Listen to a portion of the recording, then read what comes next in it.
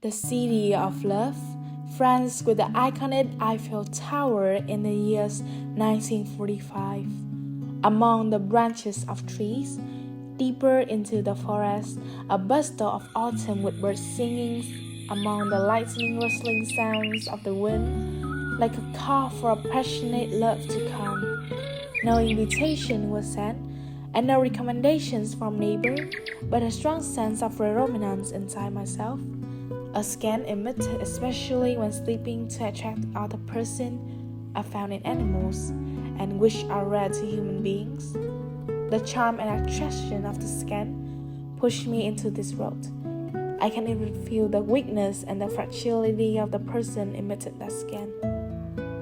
I've been passing along the forest for hours on the rosy carriage with a dashing white horse at the front. I stopped while reaching a garden full of glimmers at the swans in the pond, tidal their head towards each other, forming a heart shape. Walking along the dreamy road with rows of trees trimmed in the shapes of the hearts on both sides of the road. Way to the house, within the views of the magnificent and the sparkling house of Usher. With the first glimpse of the castle, a feeling of unrealisticness from any of the bright colors of the castles, the peaceful or the cheesy like a pair living together. Looking at this building, upon the steady picturesque structures, upon the bunches of flowers around, upon the delightful bird singings, upon the green grasses and clean water of the pond, which I would compare to the heavens of love. I walked inquisitively to the castle. It was large, covered in pink walls and hearth-like windows all around. The smells draw my curiosity, which keeps pulling me in and giving me the strongest sense of interest, even no indications of people at all. I thought I was a prince searching for my sleeping auras, and I carefully inspect every nook and cranny of the house. Despite the building seems to have been neglected for a while, spider webs and dirt on the floor, it's still just as sturdy as it was initially built. I wonder if people view this as a typical castle or as a lovingly warm and affectionate one. Everything in the house has an extraordinary power that can melt my icy heart in an instant. Specifically, the scans of that enigmatic person who might be sleeping, reading a book, walking through the gorgeous castle, or doing whatever else a human could do. It's piqued quite my curiosity. Soon, I reached the sixth floor of the castle, and it seemed it was also the last floor.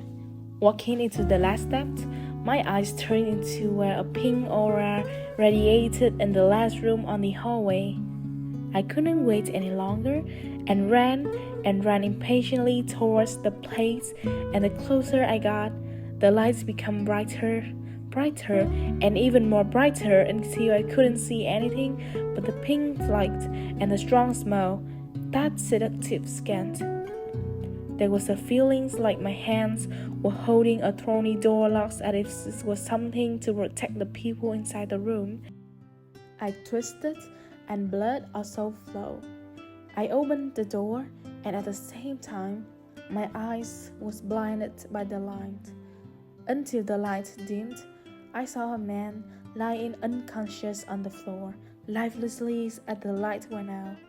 Seeing his nameplate on the red knot that was hanging on the window of the room, I gave him an enthusiastic shake and called out his name, Roderick. I was in a panic without insight into what to do. I was merely standing there screaming aloud, shaking him and crying his name over and over, my hands shaking so violently that the blood from my wound splattered all over, even on the room's curtain, even on his feminine bed, and even on Roderick's gorgeous visage. I was bewildered as to why this was the first time we met, yet seeing him in such a state of danger made my heart ache. It seemed so absurd. I thought we had been in a relationship before, or God has put a bridge between us, or we own each other something. A warm voice spoke out to me, taking me back to the reality out of my imagination. The lifeless person I had seen a few minutes ago vanished. Instead, I saw Roderick, who seemed as though he had just woken up from a deep slumber, with a brighter face and blood-red lips. We were staring at one another intensely without two eyes. The sound of the breeze, the birds chirping, and the rushing water in the lake outside the garden all vanished from the room, leaving the rhythm of the heartbeat between him and I. At this moment, this sweet sense seemed to wrap around my mind. Spontaneously, we simply walked toward one another and gave each other a leisurely embrace beneath the shimmering oil lamp hanging from the ceiling.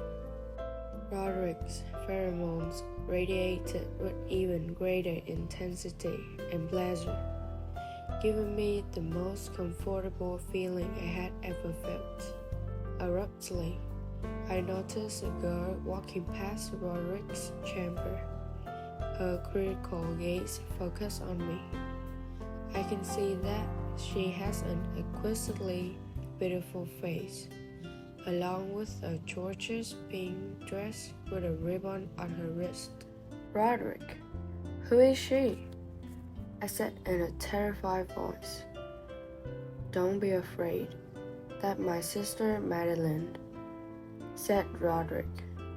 It was impossible to deny the feeling that the girl was trying to warn me to stay away from her brother, even after I had been restored. To my huge wonder, I asked him about his family, where his family are. The little hope disappeared a long time ago, said Roderick. The moment 3 drops of my father's blood fell into her mouth, there wouldn't be a resurrection. It seems that the guy who made up this mythology might have loved his other half to such an extent that he would have done anything to keep her alive. Perhaps everything comes from love. Autumn is gradually turning to winter. We had become closer, somewhat of a couple, after that day. Every night he went to sleep at the sound of my voice reading a lullaby. Even though we spent time together cooking in that small kitchen, or feeding his birds in the garden, and the 2 swans play a love song whenever he was bored. All loveliness, though, is not created peacefully, as there will always be a storm, and no one can predict how it will turn out. The storm arrived when I found out that Roderick had atherosclerosis, a illness that prevents the heart from pumping blood, depriving the patient's brain of oxygen and resulting in unconsciousness. This happened after he spoke with his beloved sister Madeline, shocking her by falling on the chilly floor. After an hour, all I could see was Madeline moving back and forth like a lost soul with no clear destination, rather than Roderick's silhouette. As I asked her where Roderick was, she gave me a terrified and guilty-looking look. I immediately threatened her to confess. Madeline said, "He's all alone now, a safe place to protect him. His face is purple without a trace of blood. There's no vitality in his face at all. Whether it was from fear of my threat or something else entirely, she murmured words which I could only understand one thing, that Roderick was buried. In a panic, I rushed into every room in the castle, trying to find him. I made an effort to track down Roderick by following the aroma of pheromones on his body, but it turned out to be elusive. On the strength of my intuition, I dashed into the basement where I saw an opulent coffin arranged on a sidewalk table. When I unlocked it in a panic, Roderick was lying inside, his face pale as a dead person. I could only cry out resentment for that sister and sympathy for the boy I loved. I had never wept for my parents before, but I did cry for him, the one I loved. To save him, I would do anything. I used to think that the legend of putting 3 drops of blood into the mouth of your loved one to save their life was nonsense. But I would try it because maybe it would work. I put my palm to Roderick's mouth after biting my finger and letting blood run from it. The first blood drop has already fallen, the second as well, and the third is still falling. It is slower than the first 2 drops of blood. Even while I observed, I was unable to avoid feeling anxious and restless. Is God purposefully putting my patience to the test? Half a minute passed before the 3rd drop of blood fell, falling straight into Roderick's mouth. I sat numbly waiting for this magic to happen, even though 2 hours had passed, and still, nothing now of the ordinary happened. I grabbed Roderick's hands and discovered that his body temperature had gradually warmed up, and his face had become rosier and more vital. Roderick's eyes slowly opened. The moment I was so happy that I cried and couldn't speak. I hugged him with happiness. Tears fell from both of our eyes. We hugged each other, turning this cold basement into a fragrant garden filled with flowers, just wishing that time freeze, while those moments of him and I would last longer and longer.